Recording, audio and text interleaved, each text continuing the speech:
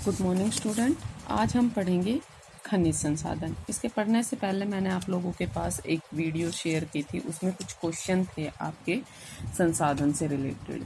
ईमानदारी से आपको मेरे पर्सनली मुझे बताना है कि किस किस ने वो सोल्व की थी और किस किस को वो समझ में आई थी, ठीक है। और सभी को कितना स्कोर रहा आपने सबने, ठीक है, सबने बतानी है मुझे, ओके। अब हमारा क्या है, मिनरल रिसोर्सेज, खनिज संसाधन। और ऐसे बीच बीच में मैं टेस्ट लेती रहूंगी, ठीक है। ये तो विद आंसर थी, कई ऐसी भी होंगी जिसमें आंसर नहीं होंगे, ठीक है। उसका स्कोर आपको जरूर बताना है और उसके लिए मैं टाइमिंग दूंगी आपको, कितने टाइमिंग में बताना है, ठीक है, ओके। अब क्या है हमारा खनिज संसाधन। सबसे पहले तो खनिज संसाधन होते क्या हैं, क्या होते हैं, मीनिंग मतलब अर्थ क्या है इनका भाई। क्या धरातल अथवा भूगर्भ को खोद कर जो वस्तुएं निकाली जाती है उनको क्या बोलते हैं हम, खनिज। खोद कर निकाले जाने वाली वस्तु क्या कहलाती है, क्या कहलाती है, खनिज कहलाती है, ठीक है। ये जो खनिज होते हैं ये क्या है, प्राकृतिक रूप से मिलने वाले पदार्थ हैं। सबसे पहले प्राकृतिक होते हैं, ठीक है। अगर आप इनको बनाओगे तब भी आपको किसकी जरूरत पड़ेगी, जो प्राकृतिक रूप से आपको खनिज मिलते हैं उनकी जरूरत पड़ेगी, ठीक है। सबसे पहली बात तो ये क्या है, प्राकृतिक है। और इनकी अपनी क्या होती है, भौतिक विशेषताएं होती है, इनकी अपने फिजिकल कैरेक्टरिस्टिक्स होती है, इनकी क्या होती है, इनकी भौतिक विशेषताएं होती है, ठीक है। दूसरा इनमें क्या होता है, इनमें एक रासायनिक संयोजन होता है, निश्चित रासायनिक संयोजक होता है। ये क्या काम करता है, मतलब ये है कि दो धातुओं को मिलाकर या दो खनिजों को मिलाकर या खनिजों को किसी अन्य उसके साथ मिलाकर क्या बनाया जा सकता है, खनिज बनाया जा सकता है, ठीक है। सबसे पहला क्या कि ये प्राकृतिक होते हैं, अर्थात मतलब हम ये भी कह सकते हैं कि खनिज जो है वो प्राकृतिक रूप से मिलने वाले वे पदार्थ होते हैं जिनकी अपनी भौतिक विशेषताएं और एक निश्चित रासायनिक संयोजक होता है, ठीक है। अब आता है कि खनिजों की विशेषताएं क्या होती है, क्या आता है कि विशेषताएं क्या होती है खनिजों की। तो सबसे पहली विशेषता क्या है कि कुछ ही खनिज ऐसे होते हैं जो रासायनिक तत्व से बने होते हैं, जैसे हीरा है, ठीक है। लेकिन ज्यादातर खनिज क्या होते हैं, वे एक से अधिक रासायनिक तत्वों से बने होते हैं। मतलब कुछ खनिजों की अगर हम बात करें तो वो किससे मिलकर बने होते हैं, सिर्फ एक रासायनिक तत्व से मिलकर बने होते हैं, ठीक है। जैसे मान लो हीरा है, ठीक है, ये क्या है, एक रासायनिक तत्व से मिलकर बना है। लेकिन मोस्टली जो खनिज होते हैं वो किससे बने होते हैं, एक से अधिक रासायनिक तत्वों से, ठीक है। क्या होता है, एक से अधिक रासायनिक तत्वों से मिलकर बने होते हैं, ये इसकी पहली विशेषता है। दूसरा है, अधिकांश जो खनिज होते हैं वो कैसे होते हैं, ठोस, जड़, अजैव और या अकार्बनिक भी बोल सकते हैं। क्या होते हैं, ठोस होते हैं, जड़ होते हैं और अकार्बनिक या अजैव होते हैं, मतलब उनमें जीवन नहीं होता। सिर्फ कोयला और क्या है दूसरा, जो खनिज तेल है वो कैसे हैं, जैविक है। खनिज तेल वो क्या है, जैविक संसाधन है, ठीक है। जैविक खनिज भी बोलते हैं इनको, क्यों, क्योंकि इनमें क्या है, ये किससे बने, वनस्पति के गले सड़े अंश से। इनमें जीवांश में पाए जाती है, अवसादी चट्टानों में पाए जाते हैं। अवसादी चट्टानें क्या है, जिनमें जीवों के अवशेष पाए जाते हैं। और खनिज तेल किसमें होता है, लिक्विड में होता है, ठीक है। तो ये ठोस नहीं है, जड़ नहीं है, ठीक है। बाकी जितने भी खनिज मिलते हैं वो अधिकांश क्या होते हैं, ठोस होते हैं, जड़ होते हैं और अकार्बनिक या अजैविक भी होते हैं, ठीक है। तीसरा, ये जो खनिज है इनका क्या होता है, नवीकरण नहीं हो पाता। क्यों, क्योंकि इनका निर्माण लाखों करोड़ों वर्षों की प्रोसेस के बाद होता है। जैसे मान लो कोयला मिला आपको, तो कोयला ये थोड़ी है कल वनस्पति दब गई और आज कोयला मिल गया, नहीं, लाखों करोड़ों वर्ष लगते हैं तब कहीं जो वनस्पति का अंश है वो किस में कन्वर्ट होता है, कोयले में होता है।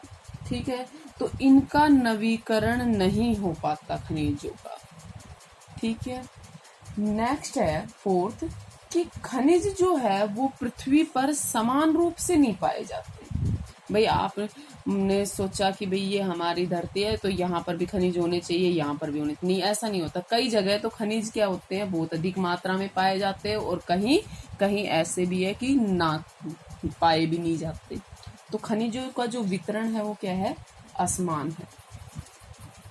पांचवा क्या है, खनिजों के बहुत सारे लक्षण होते हैं, मतलब एक लक्षण नहीं है कि इनको आसानी से पहचाना जा सके। जैसे इनकी कठोरता, इनका घनत्व, इनका रंग, इनकी चमक, इनकी पारदर्शिता और संस्तर मतलब इनका स्तर कितने होते हैं, ये सब किसमें आते हैं, खनिजों के लक्षण होते हैं। ठीक है, नेक्स्ट है जी खनिजों की मात्रा और जो मूल्य होते हैं वो क्या होते हैं, परस्पर विरोधी होते हैं एक दूसरे के। जैसे कि जो मूल्यवान खनिज होते हैं वो क्या है, जैसे मान लो हीरा है, ठीक है, आप हीरा और कोयला को ले लीजिए, ये क्या है, एक दूसरे के विरोधी है। ठीक है, हीरा क्या है, बहुत कीमती है और कोयला इसके मुकाबले क्या है, सस्ता है। ठीक है, लेकिन जितना कोयले का प्रयोग होता है क्या उतना हीरे का प्रयोग होता है, नहीं होता, नहीं होता। ठीक है, अब जो ये जो मूल्य किसका ज्यादा है, हीरे का। तो ये जो मूल्यवान खनिज होते हैं ये कितनी मात्रा में पाए जाते, मूल्यवान, ये तो अल्प मात्रा में पाए जाते हैं, मतलब बहुत कम मात्रा में ये पाए जाते हैं, लेकिन इनकी मात्रा क्या होती है, अधिक होती है। ठीक है, और ये इसके मुकाबले विस्तृत क्षेत्रों में पाए जाते हैं। ठीक है, अब आप एग्जाम्पल ले लीजिए भारत का। भारत में जो कोयला है वो छोटा नागपुर की जो बेल्ट है, झारखंड, आप यहाँ थोड़ा सा छत्तीसगढ़ का इलाका भी आ जाता है, थोड़ा बिहार का, उड़ीसा का, इनका इलाका आ जाता है। यहाँ पश्चिमी बंगाल में यहाँ कोयला मिलता है। ठीक है, अगर गोंडवाना कर्म की बात करें तो प्रायद्वीप के भारत में भी पाया जाता है। लेकिन हीरा कहाँ मिलता है भारत में, सिर्फ मध्य प्रदेश में, पन्ना। ठीक है, ये हर जगह नहीं मिलता है। हीरा कैसा है, मूल्यवान है, लेकिन क्या है, वैल्यू तो हीरे की जितनी उतनी कोयले की नहीं। अब आपके पास एक मुट्ठी कोयला और एक ही मुट्ठी हीरा हो तो वैल्यू किसकी जाता है, हीरे की। लेकिन ये क्या है, अल्प मात्रा में पाए जाते हैं, ये अधिक मात्रा में पाए जाते हैं। ठीक है, नेक्स्ट है 7th कि विश्व के जो 1600 खनिज है ना, मिनरल्स जो है, वो लगभग इनमें से जो 200 खनिज है उनका तो प्रयोग किस में किया जाता है, व्यापार में और उद्योग में। कितने मिलते हैं, 1600। व्यापार और उद्योगों में कितना यूज होता है, सिर्फ 200। ठीक है, अब आता है कि खनिजों का वर्गीकरण। क्या आता है, खनिजों का वर्गीकरण।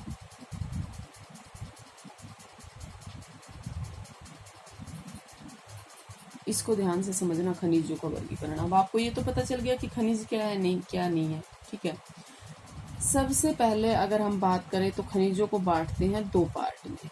ठीक है, कौन सा, धात्विक खनिज, धात्विक खनिज और अधात्विक खनिज। ठीक है, अधात्विक खनिज। अब धात्विक खनिज क्या होते हैं, ये ऐसे खनिज होते हैं जिनको परिष्कृत किया जा सकता है। ठीक है, परिष्कृत मतलब उसको प्योर किया जा सकता है, बदला जा सकता है। और जब इनको परिष्कृत किया जाता है तो जो उनका धरातल है, जो सरफेस है, वो कैसा हो जाता है, स्मूथ और चिकना हो जाता है, चमकदार हो जाता है। ठीक है, कैसा हो जाता है, चिकना और चमकदार हो जाता है। इसमें ऐसी धातुएं प्राप्त होती है जिनको पीट कर या गलाकर चादर, तार आदि के आकारों में भी ढाला जा सकता है। जैसे लोहा है, लोहे को आप गलाकर कैसे भी आकार बना सकते हैं उसका। चांदी है, सोना है, तांबा है, टिन है, एल्यूमिनियम है, जस्ता है, मैग्नीज है, ठीक है, ये क्या है, धात्विक खनिज है सारे, जिनमें धातुओं का अंश पाया जाता है। ठीक है, और इनको आप क्या करते हैं, गलाकर दूसरे आकार में कन्वर्ट कर सकते हैं। ठीक है, अब इसकी बात करें धात्विक खनिज की, तो इसमें भी दो पार्ट होते हैं इसके भी। कौन कौन से, लोहयुक्त और अलोहयुक्त। जिसमें लोहे का अंश पाया जाता है वो क्या कहलाते हैं, लोहयुक्त, और जिसमें लोहे का अंश नहीं पाया जाता वो क्या कहलाते हैं, अलोहयुक्त। अब लोहयुक्त में कौन कौन से आएंगे, जिनमें खनिज हो, जैसे लोहा आवश्यक है, लोह आवश्यक है, इसमें क्या पाया जाता है, लोहे का अंश पाया जाता है। मैग्नीज है, ठीक है, टंगस्टन है, टंगस्टन है, और निकेल, इनमें क्या पाया जाता है, लोहे का अंश पाया जाता है। अलोहयुक्त, जिनमें लोहे नहीं पाया जाता, इसमें क्या क्या आएगा, जैसे सोना है, चांदी है, तांबा है, सीसा है, बॉक्साइट है, ठीक है, टिन है, मैग्नीशियम है, ये कैसे हैं, अलोहयुक्त। ठीक है, ये कैसे हैं, अलोहयुक्त। अब आता है अधात्विक खनिज। अधात्विक खनिज क्या होते हैं कि इनको परिष्कृत नहीं किया जा सकता, मतलब इनका रूप नहीं बदला जा सकता। ठीक है, और इनमें धातु का अंश भी नहीं होता है। इन्हें क्या करता है, इन्हें क्या किया जा सकता है, सिर्फ खुरच कर और काट कर आकार में परिवर्तित कर सकते हैं। बाकी ये आपको मिलेंगे, जैसे कोयला आपको मिला, कोयले को आप रूप परिवर्तन नहीं कर सकते। आप जैसा आपको कोयला मिला है वैसा ही आप उसको, हाँ, उसको काट के आप छोटे टुकड़ों में डिवाइड कर सकते हो। ठीक है, उसको खुरच कर आप उसकी वैसे शेप चेंज कर सकते हो, लेकिन जैसा वो है वैसा ही रहेगा। ठीक है, दूसरा, मान लो चूना पत्थर है, आपको चूना पत्थर भी जैसा है वैसा ही यूज करना है, उसको छोटा बड़ा कर सकते हैं। ठीक है, गंधक है, जिप्सम है, नमक है। अब नमक को आप क्या किस में बदल सकते हो, किसी में भी नहीं बदल सकते। ठीक है, नमक जैसा मिला है आपको वैसा ही खाना है। ठीक है, खनिज तेल है, अब लोहे पेट्रोल में ये थोड़ी आप पानी मिला दोगे, नहीं, तो इनको क्या है, ऐसे का ऐसा यूज, मतलब जैसे मिलते हैं इनको परिष्कृत, मतलब इनका रूप चेंज नहीं किया जा सकता। जैसे सोने हैं, अभी हमने मान लो सोने का आपने कोई भी ईयर रिंग पहना हुआ है, आपका मन भर गया उसको, आप क्या कर सकते हैं, उसको किसी और चीज में उसकी कुछ भी बनवा सकते हैं ईयर रिंग के अलावा, दूसरा उसके अलग डिजाइन की ईयर रिंग बनवा लीजिए। लोहा है, पहले क्या थे, लोहे की कुदाली थी, आपने क्या किया, उसको किस में बदल दिया, लोहे की जो और चीजें आती हैं उसमें बदल दिया, हथौड़े में बदल दिया। ठीक है, तो ये इनका रूप चेंज हो सकता है, इनका रूप चेंज नहीं होता। धात्विक का हो सकता है, अधात्विक का नहीं होता। ठीक है, अब चट्टानों के जो प्रकार होते हैं और खनिज होते हैं, देखिए, जो पृथ्वी का आवरण है वो किससे बना है, चट्टानों से बना है, सभी को पता है आपको। और प्रत्येक जो प्रकार की चट्टान होती है, जैसे आग्नेय, अवसादी और कायांतरित जो चट्टान है, इनमें कोई ना कोई खनिज आपको मिल जाएगा। ये बात अलग है कि जो विश्व के कुछ भाग है, उन भागों में दूसरे भागों की अपेक्षा कहीं कहीं क्या होते हैं, अधिक खनिज पाए जाते हैं, लेकिन फिर भी आप देखेंगे तो आपको कहीं ना कहीं कोई ना कोई खनिज मिल जाएगा।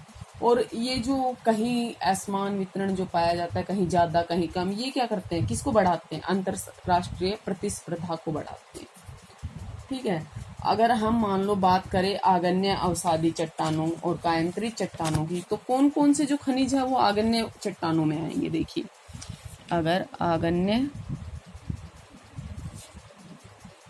आग्नेय चट्टानें, इनमें कौन कौन से खनिज पाए जाते हैं।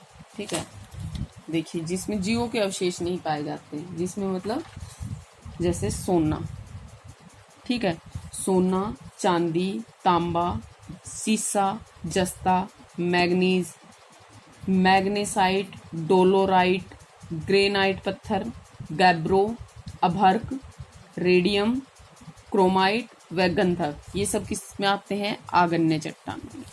अवसादी में कौन कौन से आएंगे, आपका कोयला, पेट्रोलियम, प्राकृतिक गैस, जो भवन निर्माण के लिए आप पत्थर यूज करते हैं वो, फास्फेट, पोटाश और नमक। ठीक है, कायांतरित चट्टानों में कौन कौन से आएंगे, कायांतरित मतलब जिसका रूप चेंज हो सकता है, जैसे लोहा है, ग्रेफाइट है, सोना है, चांदी है, हीरा है, संगमरमर है। ठीक है, अब हमें पढ़ना है कुछ धातुएं। मुझे नहीं पता, आपके सिलेबस में सिर्फ खनिज संसाधन दे रखा है, ठीक है। तो खनिज संसाधन में बहुत सब कुछ आता है। तो हम सबसे पहले पढ़ते हैं लौह अयस्क। क्या पढ़ते हैं? लौह अयस्क, अयस्क, अयस्क, आयरन ओर है, आप इसको आयरन ओर बोल सकते, ठीक है, आयरन। जो लोहा है, लोहा जो है वो समस्त उद्योगों की क्या है? आधारशिला है। क्या है? आधारशिला है। आप आज बाजार में कहीं भी चले जाए या आप अपने घर में ही देख लिए, सारी चीजें किसकी बनी हुई होती है? लोहे की बनी हुई होती है। जो आप घर में यूज करते हैं, क्या जैसे स्टील जो है वो क्या है? लोहा ही है आपका, ठीक है, लोहे का जो परिवर्तित रूप है। और विकास जो है, विकास का जो ताना बाना है वो लोहे के बिना बुना नहीं जा सकता। आप कोई भी मशीन उठा लीजिए, छोटी से बड़ी, उसमें कहीं ना कहीं लोहा यूज हुआ होता है, ठीक है।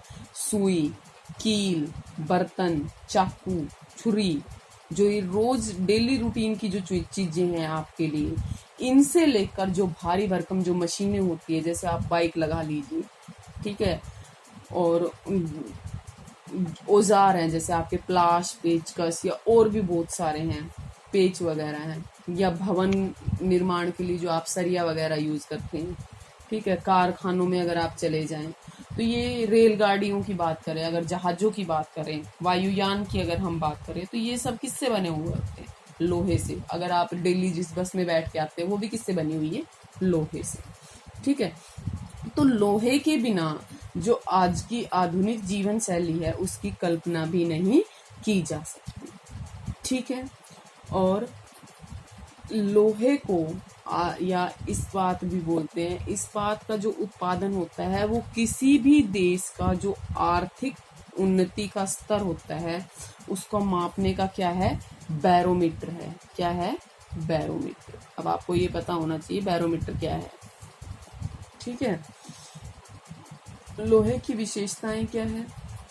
क्यों अन्य धातुओं की अपेक्षा ये ज्यादा इम्पोर्टेंट है? सबसे पहले लोहा क्या होता है? भारी होता है, कठोर होता है, मजबूत होता है और टिकाऊ होता है, सबसे पहली विशेषता, ठीक है। इसलिए इससे क्या बनाए जा सकते हैं? औजार बनाते हैं और मशीनों में इसका यूज किया जा सकता है। दूसरा, एक अधिक मात्रा में ये मिलता है और सस्ता है, ठीक है। सोने चांदी की अगर बात करें तो उनसे अधिक मात्रा में ये मिलता भी है प्रकृति में और सस्ता संसाधन भी है, ठीक है। तीसरी अगर बात करें तो लोहा एक ऐसी धातु है जिसको आप किसी भी रूप में कन्वर्ट कर सकते हैं।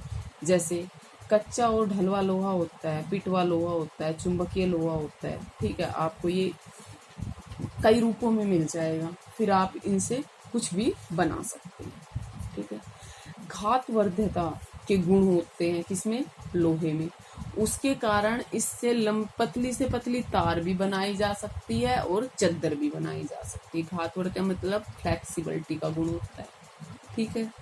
तीसरा, लोहे में क्या होती है? अगर किसी दूसरी धातु को मिलाकर कोई भी और कोई सी भी धातु बनाई जा सकती है। मिश्र धातुएं जिसको बोलते हैं, अलॉय जिसको बोलते हैं, ठीक है।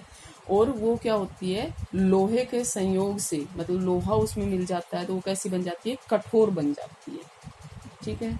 अब लोहे का रिसाइकिल भी संभव है। क्या कर सकते हो आप? पुराने लोहे को गला कर नई वस्तुएं बना सकते हो।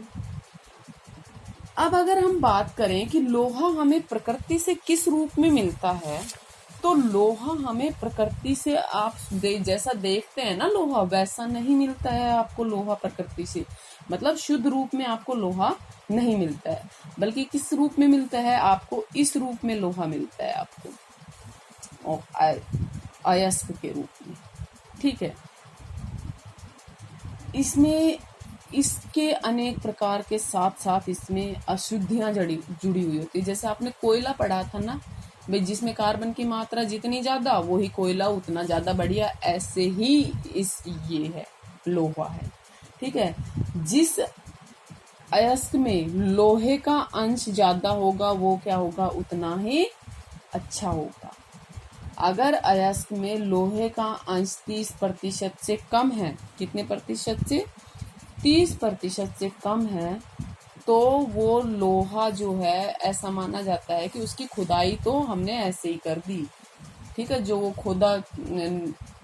खुदा पहाड़ निकली चुईया जैसी बात हो जाती है उसमें, ठीक है। आर्थिक दृष्टि से वो लाभदायक नहीं होता है अगर 30% से कम लोहे के अंश है तो उसमें, ठीक है। और अगर लोहे की हम इस आधार पर हम लोहे को डिवाइड करें तो लोहे के भी कितने प्रकार होते हैं, 4 प्रकार होते हैं, ठीक है। ये 4 प्रकार कौन कौन से हैं इनको हम पढ़ेंगे नेक्स्ट क्लास में। Thank you.